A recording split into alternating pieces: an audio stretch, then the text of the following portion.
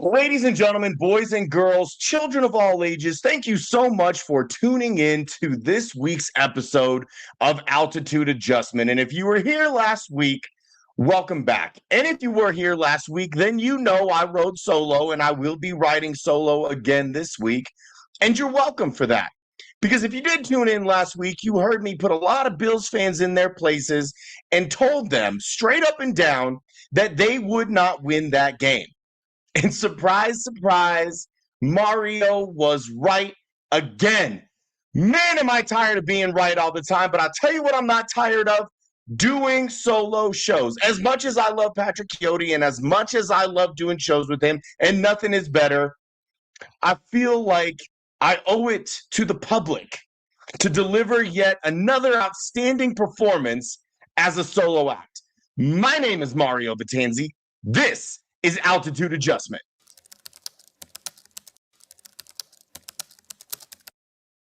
Hey, Bill, I'm in the mood for a switch up. I hit the function, hit the rose till I hiccup. I hit the stage and leave with money that's a stick up. Straight to the comment section with this one. Marky, the city is behind Stiddy. And in case you have missed it or if you're not on Twitter, I implore you to go check out Broncos Twitter. Because almost every single Bronco fan's avatar is now a picture of Jarrett Stidham, but not any picture. It was like the picture of LeBron when they came back down 3-1, where he's got the sunglasses on and the old school AirPods with the strings. Who knows what year that was from? That's so archaic. But it's Jarrett Stidham's face, and I'm not exactly sure who started it or where this began. But the trend has spread all over Broncos country, all over Broncos Twitter. And so we are... Hey, what's up? Hello, Mike. Can I help you with something? Mike Carmelini apparently joining the show, yes? Pat Chiotti sent me a link, said he was sick of you doing solo shows. So can I just join or what? What's the problem? Sure, Mike. We'll give you 5 minutes of fame. That's fine. I guess you're fairly well versed when it comes to doing shows. Thanks for watching. It's the Mario Mike show. This is great, man. It's got a lot of traction. That's fantastic. I want to talk about this roller coaster ride we just went on, guys. From winning the game in overtime in that kind of fashion, and 45 minutes later, we hear that our beloved quarterback is out for the rest of the season. And man, Mario, just to see the reaction from Broncos country and the team, how they've rallied around Stidham, Twitter, as you know, I think you were just mentioning it when you tried to go solo, but let's be honest, you don't really want to go solo. I mean, that's a fool's errand, so it's probably, yeah, I'm sure if I can pick any one person, then you're certainly somewhere on the list to do a show with, Mike. Broncos fans, this is the highlight of my career, honestly, is just doing a show with the solo king, Mario Batanzi. And I would like to be serious for a second, though, Mario, if I can. If I can. I mean, since I'm here. You might as well, since you're here. Have the Patriots ever won in Denver, a playoff game in Denver? They have not. They never have. Shut up, Siri. They've never done it, and they're not going to. Siri was wanting to chime in, but she would have told you the same thing. Man, I tell you what, no, seriously, I was so numb after that game with the news that we got. And Sean Payton did a great job, man. He came out and he's like, watch out, and I was like, okay, that's nice, and it took me a while to like start really looking at this game objectively. And when I did that, I was like, wait a minute, this is not going to be a cakewalk for these Patriots with Jarrett Stidham under center, man. Sean will have this team ready to play. Like I said, they're going to rally around Jarrett, and it's going to be a hornet's nest for those guys. We're not selling tickets out of market. It's going to be all orange. We don't know the uniforms yet, or if, Mario will tell us what the uniforms are before anybody else does. But Mario, I'm serious, man. I'm starting to get hope, and I know it's the hope that kills you, but I honestly do believe we can win this game. And if J.K. Dobbins comes back, man, I think we will win this game. Fantastic if they could somehow get J.K. Dobbins back. I'm waiting for that notification to hit because that notification is going to hit like absolute crack. Usually I don't bring attention to comments like this, but we have a really, really angry little guy, Eric and me. Oh, Eric. Oh, Broncos aren't winning anything unless they throw the ball downfield to try to get pass interference calls all game like Bo Nix does. Eric, you sad, pathetic, non-ball knower. Two of the 3 touchdowns that Bo Nix threw, over 30 yards, my guy. Like, what are we talking about? And he's not throwing the ball downfield. And you know, since you were clearly watching, but clearly didn't understand what you were watching, let me break it down for you. On a broken freaking ankle, Bo Nix threw an absolute dot. Now, what that is, Eric, when we call a pass a dot, that means it's a really good pass. That means that the pass is exactly where it needed to be. Threw an absolute dot to Marvin Mims, who would have made the catch had the defender not draped himself on his back, held his arm down so he could only get one arm up. And, maybe if you're the defender, turn around and find the ball instead of just crashing out into the wide receiver. That's all. Again, don't usually and thank you for the view stuff like that. And Deadly Passages would like to point out, Eric, a crybaby. You're right, Deadly Passages. Eric is a crybaby. Thomas wants to let us know, Broncos 40, Pats 16. Book it. That sounds like a Harry Potter book to me if we're booking that, because that might be a little bit of a fantasy, but I would love that. While you're here, Mike, why don't you go ahead and tell the people, since you've infiltrated my show, apparently, and I was invited, the link went out, so that, okay, fine. I forwarded that link to everybody I know, by the way. The title is that I sent the link to everybody I know. I don't know who's fantastic. That sounds like a lot of fun for me tonight. It's going to be a long hour. The Broncos still will win the Super Bowl with Jarrett Stidham. So, quite simply, Mike, what do they need to do, and what needs to happen for that to be the case? I mean, if I'm not saying I'm saying that. I'm saying they would need to do this to do it. VJ is going to, those 5 turnovers were individual plays. There was a lot of things that went into that. There's some stupidity on Josh Allen's. He did some really dumb things in that game. I felt like, and I have felt this way since the Jaguars game, like good teams are not having any trouble moving the ball against us. And these are going to be good teams we're facing now. So the defense is going to have to, play up to the billing that they've been sold under, that they're this great defense. I think it's a good defense with great players. I worry about that defense. That's the main thing to me. I think Sean's smart enough to game plan around Jarrett Stidham and actually win with Jarrett. I think I expect him to play well, but I am worried about the defense. I don't believe the Bills punted once that whole game. And they either turned the ball over or they scored. Yeah, I mean, it's a crazy stat. I would love to know how many times that's happened in a game. And the number isn't 0, but it's got to be really low. Yeah, I know. And honestly, that's for somebody like Zach Seegers to figure out, not me. I don't put in that kind of work. That's the nerd shit that we don't allow here. We don't do shit like that. But I mean, honestly, I think they can win. Will they? Let's get past this one first, and then we can start talking about Super Bowl. But that defense, I'd love to see them come alive and do one of those, Patriots get like 3 field goals, one of those kind of games, and and we can win that game, and then I'll start thinking Super Bowl. So you heard it here first from myself, Mario Vitanzi, and then from Mike Carmelini, the Italian Stallions, along with Patrick Chiotti, of course. They say that Italians are the greatest people in the world, and I'm inclined to agree with the people that say that. Mike, thank you so much for joining me. I appreciate you. Always good to see your face. And I will talk to you soon, man.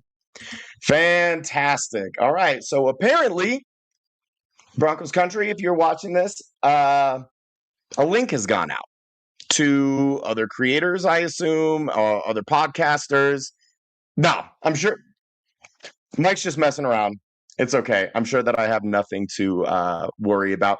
But let's talk about this, ladies and gentlemen. How do the Broncos win on Sunday? And I know the title is like they're still going to win the Super Bowl, but Mike's right. We're going to take it one game at a time. So that's what we're going to do. What has to happen? Well, what has to happen is a little bit what happened on Saturday. You got guys stepping up that maybe you didn't expect. PJ Locke, who wouldn't be starting right now if it wasn't for the Brandon Jones injury, had the game of his life. After maybe some early struggles, like the first game that he took over, PJ with one of the nicest interceptions that you will ever see. By the way, he forced a fumble, almost recovered said fumble, and he balled out. That's the kind of thing. Those are the kind of performances that this Broncos team is going to need to get. Everybody's going to have to keep doing their job. They're just going to have to do it a little bit better. The offensive line that's been so good all year, they're going to have to be a little bit better. Pat Bryant, who it looked like the offense was going to revolve around on Saturday, is going to have to stay on the field, and he's going to have to step up even more. Courtland Sutton, who made an absolutely monster catch in overtime, also had 2 key drops in overtime and had an additional drop earlier in the game. Courtland Sutton is going to have to raise his game a little bit. RJ Harvey, who was another reason that they were able to win, the little screen pass or the out route that they threw, that Bo threw to him. And, you're looking at him being tackled a few yards short of the first down marker. Then you got a 3rd and 3, 3rd and 4, made a few guys miss. They bumped into each other, ended up getting 20-something yards, kept the drive going. RJ Harvey is going to have to step up. So that's what's going to have to happen. All these guys are going to have to do their job, but just a little bit better. Okay. Well, we got David Talks Broncos. Welcome to the show, David. Nice to see you, I guess. What are you doing here? Dude, if you don't believe in Stiddy, you're a hoe. And Broncos country believes in Stiddy. That's why I couldn't order a jersey. They're all sold out. So, guys, I got some custom ones if you need. I can't guarantee I'll be able to fit Stiddy on all the nameplates, but I barely got this one done. What's going on? That looks like something you would buy in a store, David. That looks really good. Thank you. That's what I'm talking about. I gotta tell you this, David. With the Bronco hat on and those glasses and your beard and your general vibe, you look like the dude from Stranger Things. Which one? The gay one? No, the guy. Who's the guy that he threw the grenade at the end to blow up the helicopter? That guy. No, not the gay one. I mean, that's a personal choice, and I don't judge you for it. No, he was also the guy that was in the Other Guys with Will Ferrell. You know what I'm saying? He's like, I bet you think that because I'm so hairy up here that I'm really hairy everywhere, but no, shaved. That guy. Are you talking about the same guy who played Sean Payton in that movie about Sean Payton? No, I'm going to pull up his picture. David, so since you're joining us, the title is The Broncos Are Still Going to Win the Super Bowl with Jarrett Stidham. What has to happen for that to take place, David? All right. First off, what has to happen is you got to bowl leave. Now, there's great reason for us to believe because we got a guy who 3 years ago threw for a 109.3 passer rating against the San Francisco 49ers. Now, you might say, who cares? It was the San Francisco 49ers. This is why you should believe because, guys, that was against Jimmy Garoppolo. He outplayed Jimmy Garoppolo in that game. Guys, none of us have brought this up on any of our shows. Yes. I love that guy, the conspiracy theory guy. You even kind of sound like him. Yeah, I'm about it. You're a younger, better looking version of Murray. That's his name, Murray Bowman. Thank you. From the show. Thank you. But let me get to my point. If Jimmy Garoppolo can reach a Super Bowl, reached 2 Super Bowls, one as a backup. Dude, Jarrett Stidham can win one game to get us to the Super Bowl, man. He absolutely can. And Sean Payton believes in him. We got J.K. Dobbins, who's going to come back, right, and play at not full strength because he believes in this team. And if Bo's indestructible ankle can't go in the Super Bowl, that's okay, man. We got Stiddy time. So it's time to go get yourself paid. It's time to cement yourself, in Broncos lore for forever. You win us a Super Bowl, man. I'll tell you what, I'm going to be making a lot more of these jerseys if he wins a Super Bowl for us, right? Don't you think? I think you need to make as many as possible, and you need to start an online store on Shopify and sell them until a representative from the team DMs you and tells you to shut it down because you don't own the rights to something. Yes, that's what I want. Shut me down, Stiddy. Shut me down, Stiddy City. But these Patriot fans, they're gonna find out, dude. They're gonna find out that Sean Payton's not just gonna play some dink and dunk, super conservative offensive game plan. He doesn't have a 5'10" quarterback behind center anymore, right? So we're done with that offense, man. We got a guy who's 6'3" that can throw absolute missiles downfield. The training wheels are not on Stidham. No training wheels, nothing. And might I say, Mario, this is the biggest X factor that New England has no film on this. But you know who Jarrett Stidham has the best rapport with on the team for the last 2 years? It's A.T. Perry. Look for an A.T. Perry I was waiting activation. A.T. Perry activation this week with only having 3 healthy receivers. If A.T. Perry is active for this game, and I mean like not just on the active roster, David, but if he is suited up on Sunday, I will buy an A.T. Perry jersey for you, and I will buy one for Marky since you guys have been the leaders of the A.T. Perry fan club. And moreover, if that boy catches a touchdown on Sunday, if A.T. Perry catches a touchdown from Jarrett Stidham, a sentence I never thought that I would say, certainly going into the AFC Championship game, I will donate $100 in honor of A.T. Perry to the charity of his choice. And I'll figure out what choice it is somehow. And Strez wants to point out real quick, Brandon Johnson gets activated before A.T. Perry does. Young Johnson. Shout out Justin Outen for one of the best sound clips in Broncos history. Dude, but we're winning this game, man. We're winning this game. Anyone telling you otherwise, they don't know ball. We got a great team. Drake May doesn't know what's coming to him. And, man, these Patriots, they're so cocky and dumb, dude. They're flying into Denver on Saturday. Are you serious? Do you see how that worked out for the Bills? Is that confirmed? Yes. That's a very bold strategy, especially when you're coming to the mountains and you're not going to have time to acclimate to this altitude. That's going to be tricky, man. And here's another thing that I want to point out, David. I like Drake May. I loved him coming out of North Carolina. People tried to tell me that he wasn't going to be good because Mitch Trubisky wasn't good, and since they went to the same college, they must be the same guy. That's called jersey scouting, and if you do that, I never want to have a conversation about football with you ever because I feel like talking to you would result in me losing brain cells. But I digress. I really like Drake May. He'll be the runner-up for the MVP, and deservedly so. He doesn't have a lot of targets, doesn't have the targets that Matt Stafford has.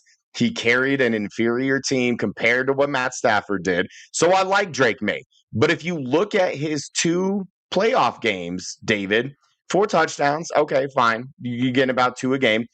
2 interceptions, 6 fumbles. And he has lost 3 of them, and he has been sacked 10 times. That's 5 games or 5 sacks per game, David. Now Houston, unbelievable pass rush. The Chargers, good, but not as good as the Broncos. So if these are the kind of numbers that Drake May's putting up, and he basically had to rely on Justin Herbert laying an egg, and then C.J. Stroud laying an even bigger egg. C.J. Stroud turned the ball over 6 times, and that was a 1-possession game until very late in that game. Like that game was closer than the score. And the only reason is because CJ Stroud was having a suck off. Yeah, I understand the implications of what I'm saying. It was a suck off between CJ Stroud and Drake May. And CJ Stroud just sucked a little bit more. Yes. And what was Drake May's starting field position anyways? Like the opponent's 40-yard line or something like that? Like it had to be something like that, yeah. But nobody's talking about this, Mario. Okay? The fumbles. Drake May, he's like 6'4", whatever. He's huge, right? Big arm, dude. This guy has smaller hands than Teddy Bridgewater, and it's going to be frigid cold on Sunday, right? That's the forecast, right? Like 15, 20 degrees, something like that, right? You might see Drake May get out there with Teddy 2 gloves. Nah, man, the fumbles, they're 9 inches and an eighth. Are you kidding me, dude? Teddy Bridgewater, 9 inches and a fourth. All right. You know, that's like he's essentially got Jared Goff hands in the cold, man. That's embarrassing. Yeah. I was gonna say 9 inches is pretty big, but yeah, not hand wise. Yeah. No. BJ Stroud is a great name, by the way. David, thank you so much for joining me. I appreciate you for infiltrating my show. That was fantastic. All right. Let's get right back into. Oh my God! Okay, here we go. Is this the P Stiddy party? Okay, yeah, it might as well be at this point. What's up, man? What's going on? I saw everyone else was infiltrating. I felt like I wanted to have a little bit of a part of this. I got a weird text from a random number I've never seen in my phone. Clicked on it, and all of a sudden I'm live on Altitude Adjustment. So I wanted to join this P Stiddy party and talk about penetration or gaping holes or whatever you want to talk about when it comes to this Broncos and Pats game. We're talking about P. Stiddy, then yeah, I think there will absolutely be some penetration and there will absolutely be some gaping holes. And you know what? On a somewhat serious note, like relating to that, like as long as we're talking about penetrating, Marky, I think maybe a lot of people don't realize about Jarrett Stidham is he can run. Like he's not quite the athlete that Bo Nix is, because Bo is a phenomenal athlete. But if you go look back at his high school class, like as a graduating senior in high school, Jarrett Stidham was the #1 ranked dual threat quarterback in the country coming out of high school. Now, why is that a big deal? Well, there were some other pretty decent names on that list. There's a guy named Joe Burrow who was in that same class, who was a little bit lower as a dual threat quarterback. And then there was another guy, pretty decent dual threat quarterback in the league right now by the name of Lamar Jackson. Not too bad. So at the time, and of course, like, let me just say, obviously, Jarrett Stidham's not Lamar Jackson, but he has that capability. So is that going to be maybe an X factor? Is that something that the Patriots necessarily won't game plan for, but that we might see that Stiddy can't run like Bo, but Stiddy can still run? Yeah, no, it's a good point. I think Jarrett Stidham's definitely got some sneaky athleticism. I think it'll be helpful. And that's what's nice too, is that similarity of what Bo Nix had in him. You don't have to change the offense too much, right? So I like the fact that not too much has to change. He can catch some guys on surprise. He can extend some plays. You look it up on the combine, he ran a 4.99. I'm sure he was happy that he got under 5, but he's definitely more of a quick twitch fast than he is long distance. So I think it could be a problem, man. How do the Broncos win this game, man? I'll just straight up ask you, like, what needs to happen? Well, listen, people tend to forget there's obviously 22 guys on the field concurrently all the time. So it's gonna take a team effort. I think the biggest thing is the Broncos need to make sure that other guys step up. They step up around Jarrett Stidham. I don't want to see any drop passes. I don't want to see any missed assignments, right? That is one thing that I'm worried about. This O-line has been really good, but they've also been on paper they've seemed a lot better because Bo Nix has covered up a lot of that with his ability to avoid sacks. And so they're going to have to make a clean pocket, but everyone's going to have to step up. Stiddy will get you the ball. And it's all about guys, being able to make plays after the catch and all of that. So I think the Broncos, man, not only do I think they're going to be competitive, I think Jarrett Stidham is ready to take the bull by the horns. Sean Payton loves him. Teammates love him. and we're going to be ready to rock, man. I'm super excited for Sunday. I think it's a crazy opportunity. Absolutely. Anything else before we get you out of here, Marky? I appreciate you crashing the party, but you brought the party as always. Oh man, I tried to. No, just one last thing. So you talked about. I heard a little bit about an A.T. Perry jersey. Is there any specifics that we need besides him just playing, like a certain amount of catches, a first down? Marky, all that needs to happen is he is activated to like from the practice squad to the active roster, and then he is active for Sunday. So not like Elijah Moore last week, okay? Not like was there a tight end? Who else? Loner. Not like Caleb Loner, where they didn't suit up, but they were on the active roster. It was probably for a little bit of a bonus, some money. No, A.T. Perry must be in his jersey so that we can finally see what number he's wearing. It's And 87. doesn't even need to step foot on the field. If he is on the sideline in a full-on uniform, you and David get A.T. Perry jerseys from Mario Vitanzi. I love it. Well, I'm looking forward to it, man. It's probably not going to happen, but I'm looking forward to the game anyways. And thanks for letting me crash the party, man. Man, appreciate the time, dude. Way to go, man. I'll talk to you later. Love the Peace stuff. out. Well, this has spiraled really, really quickly. Yeah, I don't know who else got a hold of my link, but oh my God, it's Cameron Parker. What are you doing here? You're not busy? You're not out partying on a Tuesday night? I'm shocked. I am not at a Stiddy party. I am actually very sad about that I am not at a Stiddy party. Oh my God, man. What's up, man? Oh, just got done recording, or I should say going live over with MHRT and doing our 5280 podcast that we do every Tuesday. And obviously you enjoy doing this much more, of course, because you get to hang out with me, Cam, instead of Glenn Hauser. I was going to say, I hang out with you more. So, and I would probably say, when it comes to bald people, you're above Glenn when it comes to bald people. So, where do you rank? I'm not bald anymore, thankfully. Listen, I'm not bald, okay? I have hair on my head. There's just not a lot of it, all right? We're going to settle this. See? There's hair up there. Y'all see that? You see where it's dark? That's hair, okay? That's hair. So not bald like Glenn, not bald like some other people. There's hair. But I choose to shave my head because it works with my demeanor. Okay, so we're going to say buzzed, not bald. Thanks, Cam. You know who's not bald, who's got a great head of hair? Jarrett Stidham. My God, like, if anything, like, at least he is really good looking. I mean, that is a handsome man right there in Jarrett Stidham. Does that give them some sort of advantage going in to be the starting quarterback? Just the sheer sex appeal of Jarrett Stidham. How much does that have to do with it, Cam? I mean, it would definitely be blinding if I was the other team. You'd be distracted. Yeah, well, I mean, in fairness, I mean, I would also be a little bit distracted by Bo Nix's acne. On the other hand as well, but no, so rude. But no, I'm excited for the game though. I'm excited for the game on Sunday. I'm curious to see how it all shakes out. And how is it going to shake out?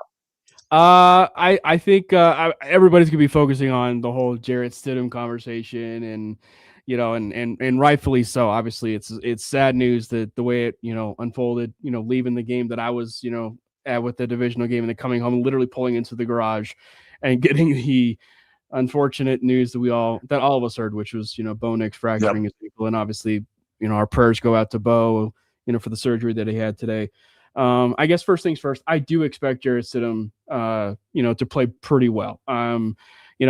I don't expect the offense to change all that much, when it comes to just overall with what they want to do. It seems like they might be getting J.K. Dobbins back, and I would actually say that we might actually get a chance to see everything that this offense probably has been and should be when it comes to this team, and that has been running the football, running identity, and everything that comes off of that. being under center, which is those bootlegs. Maybe you'll see a little bit more of some Evan Ingram.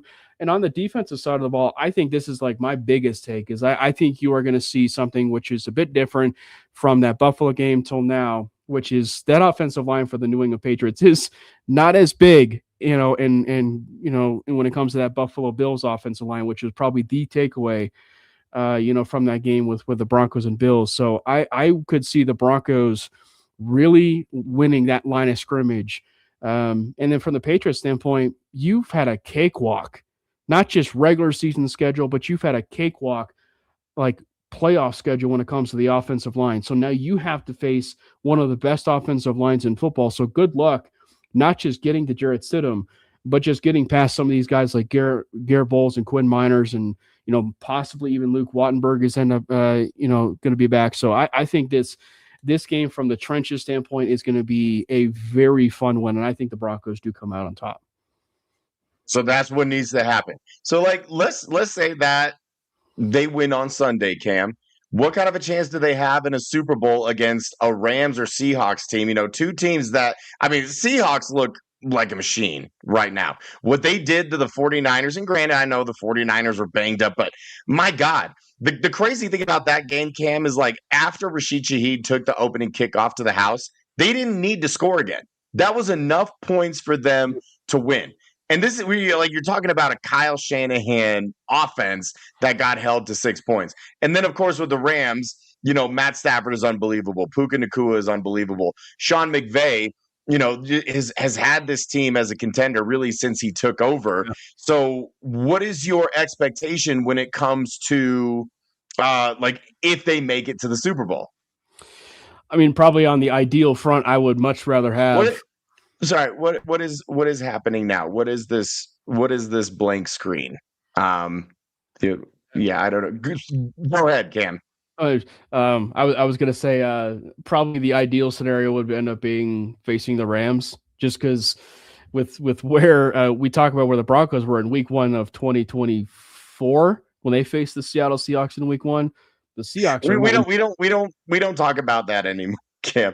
That's blank from everybody's memories, just like the Raheem Moore play. But like that Seahawks game, like in 2024 of Week 1, they're a different team with Mike McDonald now. So like they are night and day different. And so I would much rather face the Rams. I'm very excited about the opportunity. And frankly, I think just simply from the standpoint for Bronco fans, I hope that they relish in the fact that this has already been a successful season. From the standpoint for Bronco fans, I hope that they relish. Wait, somebody turn down their audio. My God. Listen. I don't need to hear what Cam is saying and then an echo of what he's saying. You old ass Glenn. Because you're never going to say. Hi, Glenn. Apparently, Glenn is joining us. You know what? Cam you're never going to well. hear me say I echo what Cam is saying right now, but apparently I just freaking did. Okay. Yeah. First of all, I didn't know I was watching. Cam, finish your point. Finish your point, Cam. What is he going to talk about? He's Dr. Pimple Popper all of a sudden. He's talking about people's acne scars and everything. It's just completely out of line what I'm hearing. You don't get any sort of balls to the wall coverage like you do with Cameron Parker, okay? This man is dialed in to every facet, every crater of Bo's face, apparently. Yeah. No, but I'm excited about the Super Bowl. I do think the Broncos have their chance, to win a Super Bowl. Obviously, I think that Seattle probably would be a little bit of a worse matchup for them, but they don't say any given Sunday for a reason, and I think the Broncos have every chance to win a Super Bowl.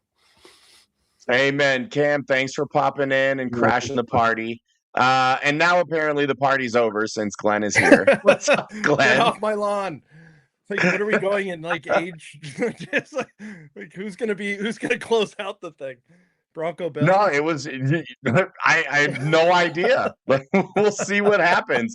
We just got a whole bunch of random people deciding to join my show. Apparently, there's a lot of podcast hosts that didn't want me to do another solo show, and I think it's because I put them all to shame and make them all feel so bad about themselves that they can never do what I do.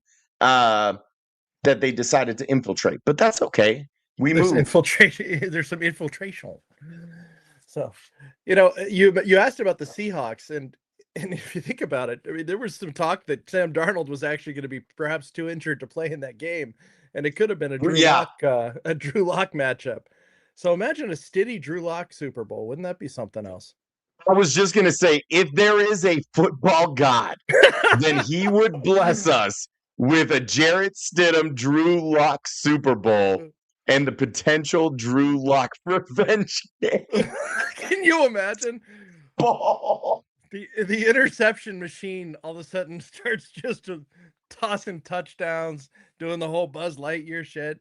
You know, it would just be that might be the one thing that it would take for Sean Payton to bring back Justin Simmons, because I still remember during training camp every single day, you know, because everybody's following Drew Lock so closely, and like when he was having the quarterback battle with Teddy Bridgewater, and then like even the year before, it was like, yeah, Drew looked good for the most part. Like, this was a stat line. He threw an interception. Justin Simmons got him for the 4th time in camp.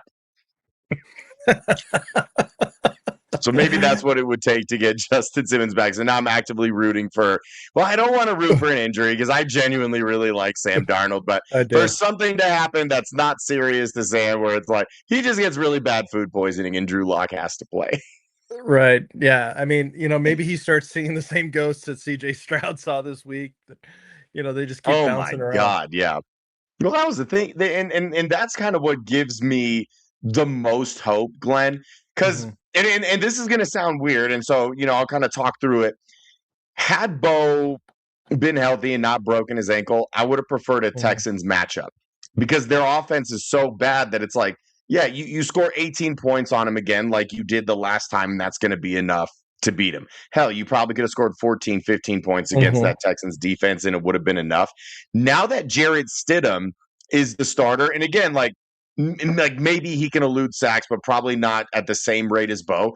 I actually like the Patriots matchup more now that Stidham is the quarterback. Not to say that I wouldn't prefer Bo, because obviously I would, but I'm saying, like, since Stidham is the quarterback, this is a better matchup against the Patriots than it would have been against the Texans, because the Patriots don't have near the pass rush that the Patriots or the Texans have.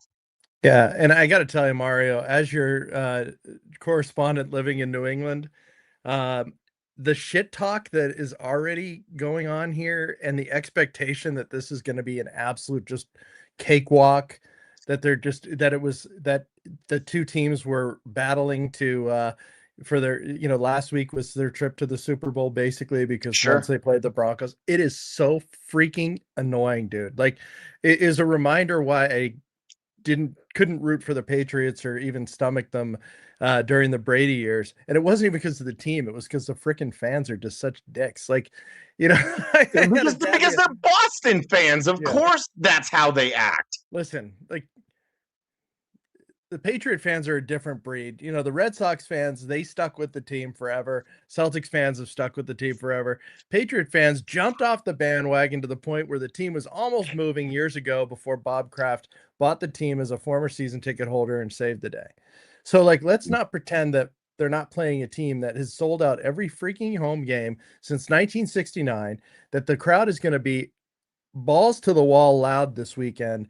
The players are going to give extra effort. Everybody is hearing this chatter, and they're just, we lost our QB. We have a great second, a backup that could be starting for other teams. That is not hyperbole. That is actually the truth. Correct, and last I checked, I didn't hear any reports that any of our defensive players broke their ankles and aren't playing in this game. Our second ranked defense, like, we're bringing it. And you know what?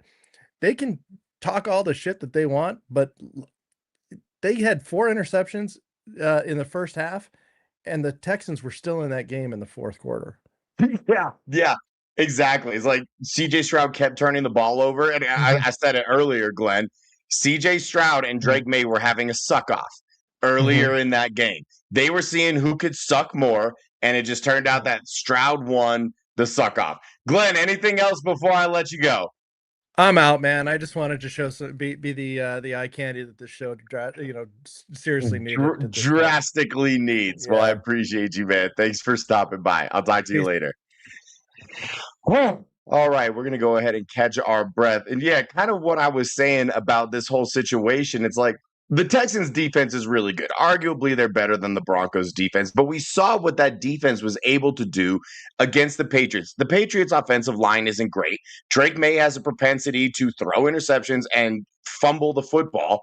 And if the Broncos can continue their turnover momentum that they had from last week, and that's what's so interesting about this team, like their defensive performance on Saturday against the Bills was the complete opposite of what they had done the entire season. The entire season, it was bend, don't break. You know, they're getting a lot of sacks, they're getting a lot of pressure, they're good in the red zone, they're keeping the opposing offenses out of the end zone for the most part, but they're not turning the ball over. And then Saturday happens, and it's like, well, they never stopped them except for the 5 turnovers. They didn't even force a punt. And I can't imagine that that's happened too often where a team has never forced a punt, but they forced 5 turnovers. And then every other possession, they gave up points. And then oh my God, it's stress. We up. It's a steady party, baby. It's a steady party, baby. Can I just say first, I just want to say, first and foremost, I hope to God Jarrett Stidham picked up his phone and opened up social media today. Because the way that Broncos country, of what's happening, he has to be made aware. The way that Broncos country has stepped up and just said, you know what? We're doing this. We're doing this. We're all making the same profile picture. We're all going to be Jarrett Stidham. I just posted a meme where I terribly photoshopped Jarrett Stidham's face over Venom, and I said, we are Stidham. Like, that's where we're at right now in so Broncos country. It's unbelievable. How did the Broncos win this game on Sunday, Stress?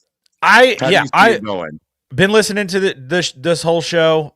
Everybody has been hitting the nail on the head, and the funniest part about this is the narrative all season long was that the Broncos are carried by their defense. The only reason the Broncos are winning games is because of their defense. And apparently great run game that stopped being great in week 10 when J.K. Dobbins went down. We might get him back. But if the Denver Broncos are carried by their defense, and that's the reason why we were able to win 14 games, including the divisional round against Josh Allen, even though Bo Nix played out of his mind. Let's give him the credit where credit's due. Even if that's the case, how is it then that this is going to be a cakewalk for a vastly overrated New England Patriots squad when they are coming to our house where, mind you, they are 0-4 in the playoffs in the city of Denver?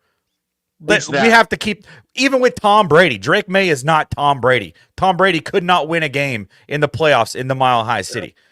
And this defense, Drake May has taken 10 sacks in his last 2 games against the Chargers and against the Texans. Who has the best pass rush in the NFL? Statistically, that would be the Denver Broncos. The Denver Broncos. They lead the league in sacks. They lead the league in pressures. They lead the league in QB hits. They lead the league in pressures generated by defensive tackles. Shout out Zach Allen, John Franklin Myers, Malcolm Roach, DJ Jones. Like, it's asinine to me to think that for people to be out here and they're saying this is going to be a cakewalk. The Denver Broncos are done. Right, I saw the what the hypothetical odds would have been if Bo Nix was playing. Broncos were a 1.5 point favorite, and now they're a 5.5 point underdog. So Bo Nix apparently is a 6 point swing after all season long. We were being told that Bo Nix was being carried by a good defense and that he's a fraud. Like, none of it has made sense. None of the narratives have made sense whatsoever. It makes sense. The difference the reason that this game is going to be won, the reason why the Denver Broncos are going to be playing in Super Bowl 60, going back beyond even the stuff that took place in the College Football Playoff National Championship back a year ago today, when the Ohio State Buckeyes won the national championship. Because the first, you would get that in. I'm going to bring it up. The first time the Buckeyes won the first ever 4-team playoff, that following football season, the Denver Broncos went to the Super Bowl and won the Super Bowl. The Ohio State Buckeyes just won the national championship last year, the first ever 12-team playoff. Broncos are going to the Super Bowl this year, which is hilarious. We're 1 game away. But then you add in the fact that Drake May is going to get eaten alive by this pass rush. Nick Benito's going to eat. We're finally getting strip sacks. We're finally getting the hits on the quarterback that were taking the ball away. A defense that had 14 takeovers going into the divisional round walked away from Buffalo with 5. Josh Allen, Drake May is not Josh Allen. So it's bonkers to me that I've been watching. Literally, it's just been a day and a half of people talking about how the Patriots are going to just come in and just walk away with the victory in this one. I'm like, quarterback aside, they haven't been paying attention. The 23 other players on both sides of the ball are the exact same people. Like, well, and Struz, which team led the league in most AP All Pros? Which team was tied with the league with the most Pro Bowl nods? And Bo Nix wasn't on either of those lists. And of course, the quarterback is the most important position.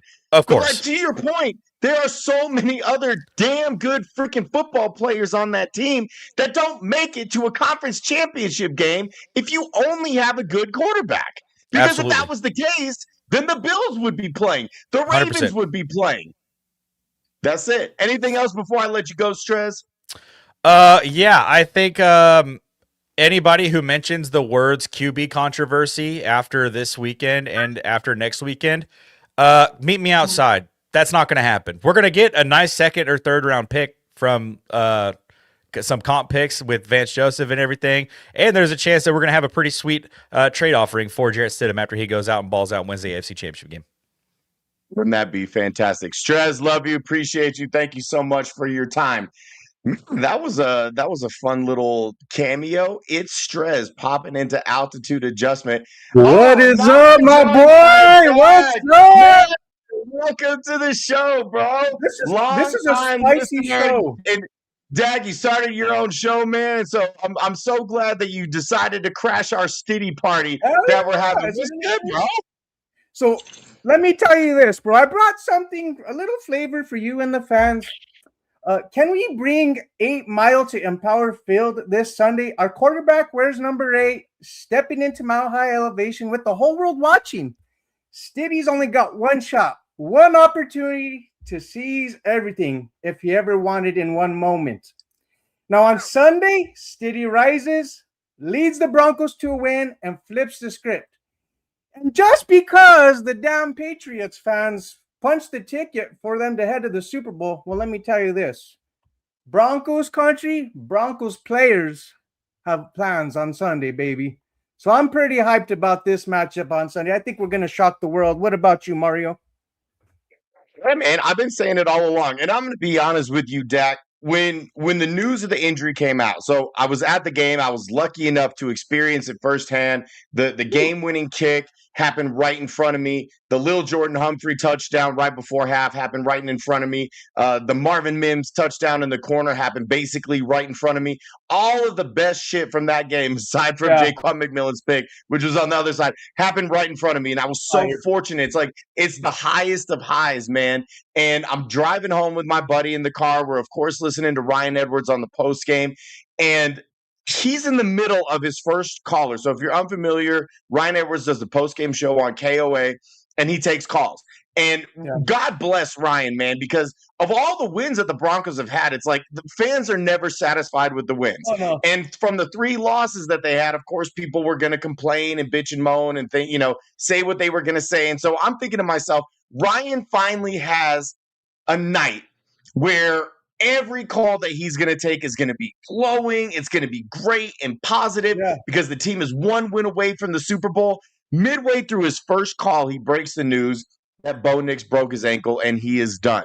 And it felt like a fever dream. So you go from the highest of highs to the lowest of lows. But you know what, Dak? Enough time has passed to where I have fully convinced myself that the Broncos not only are winning on Sunday, but they are going to win the Super Bowl. Hence the title of this episode, the Broncos will still win the Super Bowl with Jarrett Stidham. So I absolutely believe, I know that you believe, any other reason that you want to give of why the Broncos are walking away victorious this Sunday?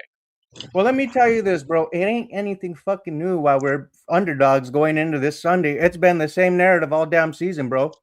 Not to mention, Mike Vrabel knows what time it is. He's a defensive-minded coach. He's watched that defense. That's why he stated in that press conference or whatever that he had, this Denver Broncos is yet to be the best defense that we faced all season, because he knows the Broncos are going to bring pressure. We're going to bring it that day. We're going to create turnovers. He just saw Josh Allen look like a fool, like Skip Bayless said, from Superman to Blooper Man, right? He turned the ball over 4 times, Dak. 4 turnovers from Josh Allen, the reigning MVP. In a big game. Couldn't get the job done. But in the biggest game.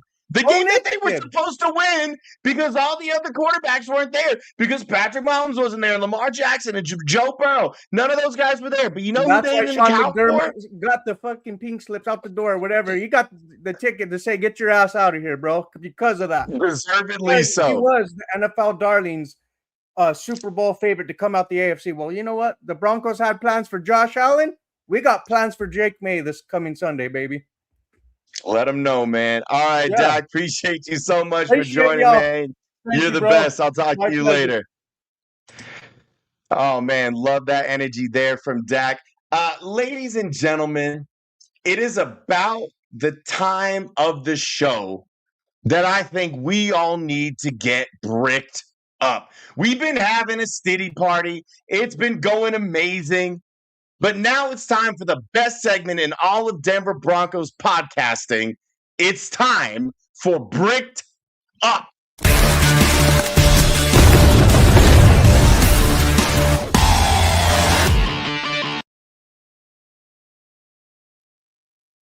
What's up, everybody? It's time for Bricked Up with Zach Seegers. I'll tell you right now what you should be bricked up about. Bo Nix, and I know we're bummed about the ankle. I think we're all understandably bummed about the ankle. It's the end of his season, seemingly, barring some sort of medical miracle. But I'll tell you what, all year, all Bo Nix's career, ever since the Broncos selected him, we've had to hear about how he's a game manager, a check down merchant. He's not the real deal. He's not a guy you win the Super Bowl with. He just outdueled Josh Allen in the divisional round of the AFC playoffs. He threw dime after dime to get the Broncos the win. And, you know, it's a shame he goes down with the broken ankle, but he makes the game-winning throw on that broken season-ending injury. And, you know, we all applauded Alex Singleton last year for finishing a game on an ACL, and rightfully so. Closing a game out like that at quarterback is absolutely remarkable. Yeah, I'm with you guys. I want to be making an ankle donation myself, but I just think there's a lot to be excited about with Bo Nix going into next year. It's not even like the end of his rookie season where he proved he belonged in the NFL. This to me is proving, you know, if he keeps building on this, he's going to be a top 10 quarterback for a very long time. Sean Payton's got his guy, and Broncos country, we're talking about a quarterback who not only outdueled Josh Allen, but outdueled Josh Allen while his defense turned in an absolute stinker. So I'm absolutely thrilled with Bo Nix. That's what you should be bricked up about. What is happening right now? My God, I'm so dead set. I actually had a blueprint, Zach. Okay, so I don't know if this was your doing or who did this or why I was somehow booted from Bricked Up, you know, the segment that everybody correlates with Mario Vitanzi, but that's okay. Because that was fantastic. And you know, you brought up a good point, and I want to talk about that with you for a little bit before I do my version of Bricked Up. You got into a little bit of a heated debate with one Benjamin Albright, a cohort of yours over at KOA, where you do fantastic work, by the way. And Ben was claiming that the Broncos were never, in fact, rebuilding. And I took that personally. And I'll tell you why. Because this entire season, Zach, that I've been doing altitude adjustment, and the entire 2024 season when I was doing altitude adjustment, I reminded people last year, I kept saying, hey, this is the first year of a rebuild. You released at the time your second best defensive player. At the time, your second best wide receiver in Justin Simmons and Tim Patrick. There were a lot of free agents that they didn't bring back. They wanted a culture change. They overhauled everything. So even though, yeah, they had pieces, Zach, like you had your Pat Surtains, your Nick Bonitos, your Jonathan Coopers, you had your staples, but It's a coach. It's a new coach for your regime. It's a rookie quarterback. It's, a lot of draft picks that you are relying on. I think anybody that's trying to say that this wasn't a rebuild is fooling themselves and doesn't actually know what a rebuild is. And like, to me, that was proof that you don't know what a rebuild is. So in the first year of a rebuild, Zach, something that I had said that entire season, they go to the playoffs, back into the playoffs, whatever. You still won 10 games, which was 5 more than you were supposed to win. And then going into this season, the second year of a rebuild, which is another thing that I've been saying the entire season, you win the AFC West, dethrone the Chiefs. You get the number 1 seed, best team in the AFC. And now you are on the brink of going to a Super Bowl in the second year of a rebuild. And like, you're the stats guy, you're the analytics guy. Have we ever seen a turnaround like this, Zach, in such an immediate fashion? No, because we've never seen any team take on dead cap like that before. I mean, again, the Broncos' highest paid player this season on the salary cap is Russell Wilson by a wide margin. He's at the 30 million this year. They're paying him 30 million against the cap this year. Second place is Mike McGlinchey at 23.7.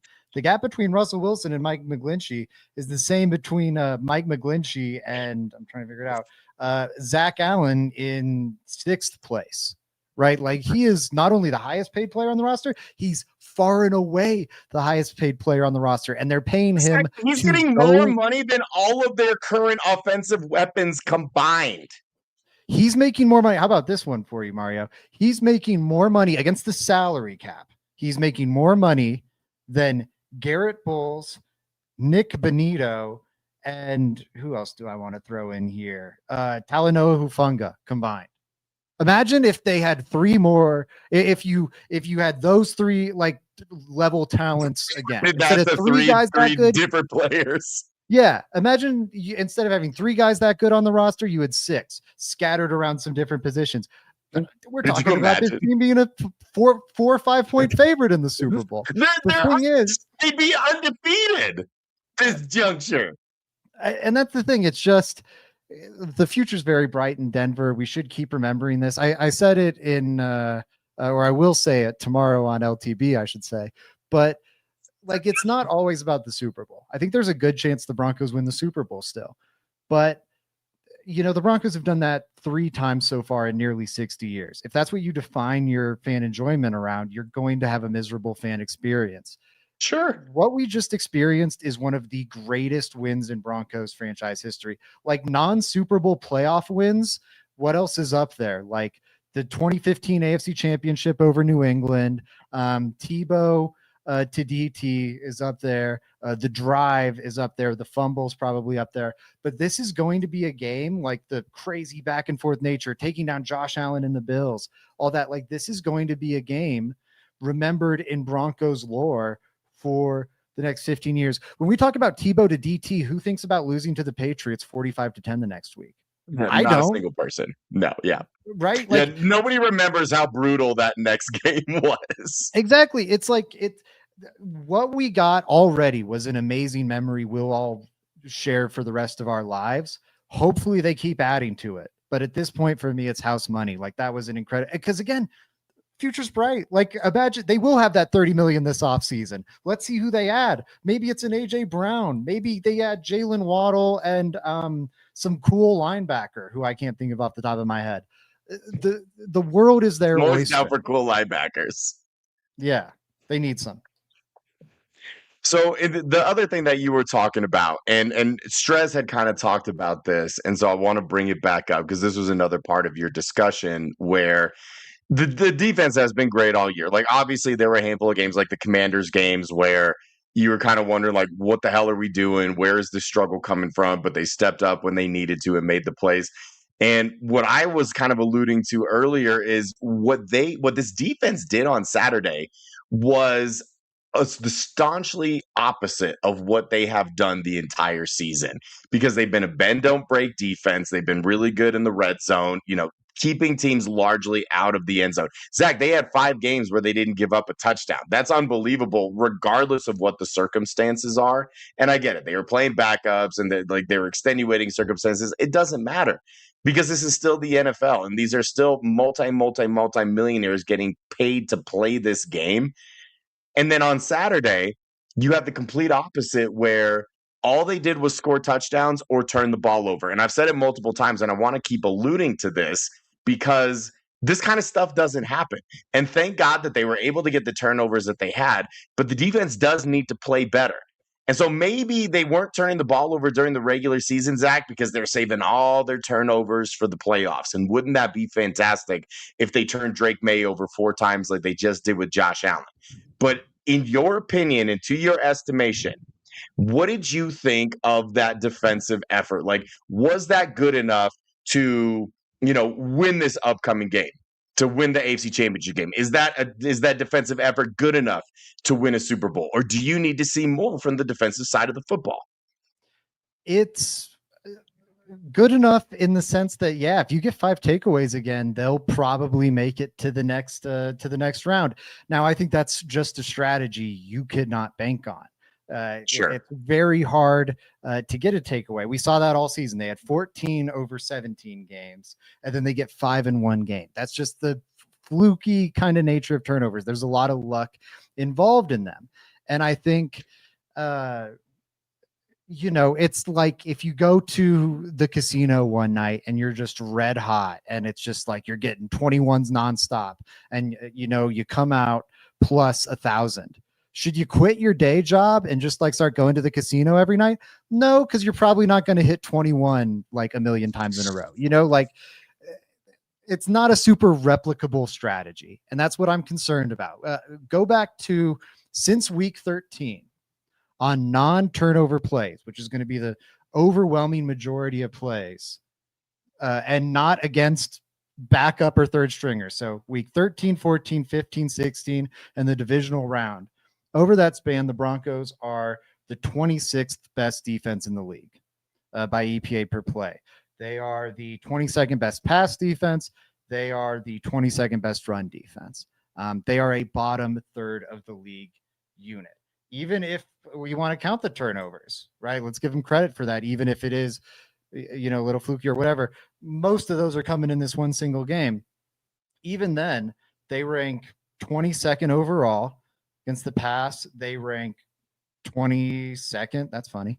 And against the run, they rank 20th. So any way you slice it, this is a defense that has like all the talent in the world, and they're a bottom third unit for a month now. That's concerning. It's time for Vance Joseph to prove to Broncos country, to prove to the world why he deserves to be an NFL head coach.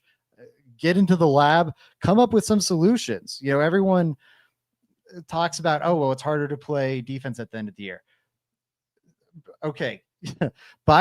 In this same span. It wasn't hard for New England and it wasn't hard for Houston so far in the playoffs. So I'm not trying to hear that. So far, in this same span, here are the top defenses. Seattle, they've been great all year. They're number 1 over this span. The Chargers, they've been great all year. They're number 2 in this span. The Texans, great all year, number 3 in this span. Why is Vance Joseph's unit the one that's cratering? It's not a lack of talent, in my opinion. No, you're right. Then I guess our questions are going to be answered on Sunday. And that's what I wanted to bring it up to you, Zach, because I know you feel the same way that I do. It's like, yeah, it was fantastic that they forced 5 turnovers. It was fantastic that Josh Allen threw 2 interceptions. But how sustainable is it that Jaquan McMillan is going to make one of the most remarkable interceptions that we've ever seen? How sustainable is it that PJ Locke is also going to make one of the most incredible interceptions that we've ever seen? An interception that got overshadowed about like how absolutely brilliant it really was, because Jaquan McMillian's was 1 in a McMillion, literally, right? So yeah, it's not sustainable to bank on that. And yeah, the defense does have to be better, especially because we have been told that the defense was carrying Bo Nix all season. But I think what fans didn't realize is that somewhere along the way, Zach, those roles, like they laid down, flipped it, and reversed it. And Bo Nix started carrying this team. And the defense was kind of like, doing exactly what they needed to in order to get the win. Whereas in the Bingo. first half of the season, that was like Bo Nix was doing just enough, right? To win those games down the stretch. He was showing up, and now it's different. And so now that Bo Nix is no longer here, and the one thing that scares me, like I think Jarrett Stidham is capable. You're like everybody on that was on the show tonight, they were saying you're not going to have to change the game plan. You're not going to have to change the offense that much. That's all well and good. But the one thing that we know for sure about Bo, Zach, throughout the course of this entire season and now even into the playoffs, he wins with the game on the line. He puts your team in a position to win. On that last drive in regulation, Zach, when we're down by 4 and we have to go the length of the field and have to score a touchdown, at no point was I worried. At no point did I think that Bo Nix would not be able to do it, because that's all he's done the entire year. That's the one definitive thing that you don't know about Jarrett Stidham. He hasn't thrown a pass in the last 2 seasons. In fact, this year, Zach, the Broncos were the only team where the backup did not throw a pass. And in fact, the year before, Zach, the Broncos were the only team where the backup did not throw a pass. Now, again, I have faith in Jarrett Stidham. What I don't have faith in is that if the game is on the line and the defense has done just enough to keep him there, and you're relying on Jarrett Stidham to do a Bo Nix thing, how confident are you in that? And I guess we won't know until we know, because Jarrett Stidham hasn't thrown a meaningful pass since 2023. And you could even argue that the passes that he's thrown so far in his NFL career have not been meaningful, because he's always come in towards the end of the year when his team's been eliminated in garbage time. So we're going to really find out about Jarrett Stidham's resolve. And that's the only thing that gives me trepidation. And that's the main reason that I think the defense has to regain their composure and tap into what made them so great in the first half of the season, where they were the ones that were carrying this team. And that way Jarrett Stidham can kind of just get in where he fits in. If the Broncos get the pre-bye version of their defense, they'll go to the Super Bowl. I feel very confident saying that. I think they can hold the Patriots to 24 points or fewer. They'll get to the Super Bowl. If they play like they did last week, it's going to be New England in the Super Bowl. It comes down to that. I trust, and maybe I'm wrong in this, but I trust Sean Payton to come up with a game plan that gets this team to 20, 23 points. And I think with a backup quarterback in the AFC Championship game, good job. You know, the bar shouldn't be set at 30 points, right? If you get 24 points on the board in this spot, I think that's the offense doing their job. Do we trust the defense? That needs to be enough. Yeah. Right? Do you trust the defense to hold Drake May and company under 24? If we get the defense from the first half of the season, hell yeah, I do. The defense that held the Cowboys when they were red hot to 24, that held the Eagles to 17 on the road, I trust that team to do that job. Do I trust the defense of the last month and a half to do it? Frankly, no. That's why, honestly, I'm picking the Patriots. It has nothing to do with the Jarrett Stidham of it all. Jarrett Stidham's playing this game. My concern in this game is not the offense. It's the defense. And man, that's why I hope the Cardinals make Vance Joseph to their head coach, because that cannot be the spot you're in the playoffs unless there's a crazy rash of injuries, and they're down some guys, but not enough for the defense to be as bad as it's been. And I don't know. You've got all the talent in the world to work with. There's just no excuse. If it sags from being the best defense in the league to being the 10th best, okay. I can live with that. Best to 20th to 22nd, that's unacceptable in my eyes. You're right. And we're talking about sustainability, and that's not sustainable. Zach, thank you so much for infiltrating Altitude Adjustment. Anything else before I get you out of here? Yeah, check out LTB tomorrow night. We'll dive more into the upcoming game. Despite whatever that closing note, I am pretty optimistic. I do think the Broncos got a good shot in this one. It's just going to come down to, will the defense play up to their talent level? I think there's a good chance they do, fingers crossed. And then I'll have some articles coming out this week on KOA, hopefully LTB.com. Go to letstalkbroncos.com, by the way. We got a new fresh mock draft up there. Broncos season is still alive and well, obviously, but you can start thinking about how we can get some more pieces around Bo Nix to really catapult this thing in 2026, which has always been we talked about a rebuild. This thing has always been building for the window of 26 and 27.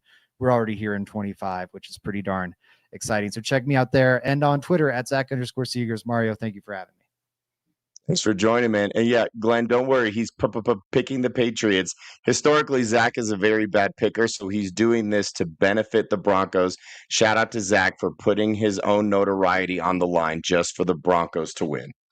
And Mario is right on that. I picked the Broncos to lose to the Eagle. I'm not even kidding. The games, the one who keeps track of this. Here's the games where I picked the Broncos to lose this year. Philly, and I'm not doing it for a bit. I don't want to jinx anything, so I'm being honest with my selections. I picked them to lose to Philly. I picked them to lose to Dallas. I picked them to lose to Houston. I picked them to lose to Kansas City the first time around. I picked them to lose to Green Bay. And that's it. Won all 5 of those games. I'm just saying. So I picked Zach them again. So Zach is doing us all a favor. So don't go to @Zach_Seegers on Twitter and berate him, because Ben has already done that plenty. I picked them to beat the Colts, the Chargers, and the Jags. It's a good sign, everybody. I'm just saying. I'm in last place in the LTB picks competition. Zach, thank you so much for joining, man. Appreciate you. I'll talk to you soon. Sure. Broncos country, let's wrap it up, shall we? Let me tell you what I'm bricked up about. Aside from the fact that the Broncos are 1 win away from the Super Bowl, aside from the fact that they just knocked out the nation's darling Josh Allen, aside from the fact that Josh Allen was supposed to win the Super Bowl this year, and this was his year, and everybody loves Josh Allen, myself included, it wasn't his year. You know whose year it is? It's the Denver Broncos' year. 10 years almost to the date from the last time that they won a Super Bowl. Is that not fate? Playing the exact same team that they beat in the AFC Championship game 10 years ago. Was that not fate? Not a single player from either of those teams a decade ago for the Patriots or the Broncos remain on the team today. But time is a circle. History repeats itself. And if we believe in that, the New England Patriots, as has been stated, have never beaten the Denver Broncos in the playoffs in Denver. Why do we think that they will now? Because Jarrett Stidham's playing quarterback? Doesn't matter. Because like Zach pointed out, the defense hasn't been good enough? It doesn't matter. Was Josh Allen and the Bills a team of destiny? Apparently not. Because they're in Cancun. The Denver Broncos are your team of destiny. It started last Saturday, and it continues on Sunday. So I'm bricked up because the Denver Broncos, despite losing Bo Nix, despite the defense not being what they needed to be down the stretch, despite all the reasons that they are not supposed to win, are going to win. Do you know why? Because they weren't supposed to win a lot of games this year. There's a reason that Bo Nix trademarked the moniker Overdogs and made shirts and sold them and donated the money to charity. Not just because he's a great guy, but because they need to be the overdogs. And yet they continue to be the underdogs. They were the underdogs last week against Buffalo. They won. They're the underdogs against the Patriots this Sunday, and they're going to win. Why? Because the Denver Broncos don't give a shit what you think of them. All they do is show up and win. All they do is take all the reasons that you think that they won't win, all these national pundits, everything that they say about why the Broncos are frauds or why they're not going to win and why they're not that good of a team. All they have done is proven every single one of those people wrong. At every juncture, at every chance that they've gotten, they've proven them wrong. And that will continue on Sunday. Why? Because the Denver Broncos are the team of destiny this year. My name is Mario Vitanzi, and let's check in with Coach Sean Payton to see how I did. Coach Payton had a lot of different people on the show, all with really good perspectives. How do we do? Gosh, your own little internet shows are driving me crazy. Well, okay. I'm going to get you one of these days, Sean. My name is Mario Vitanzi.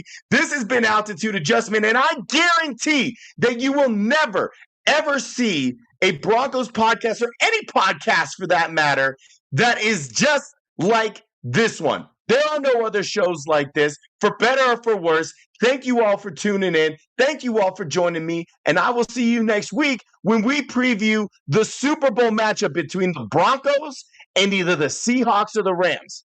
Okay, I love y'all. Bye-bye.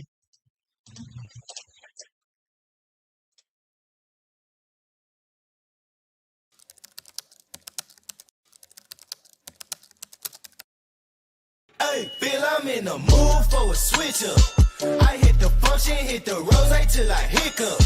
I hit the stage and leave with money that's a stick up.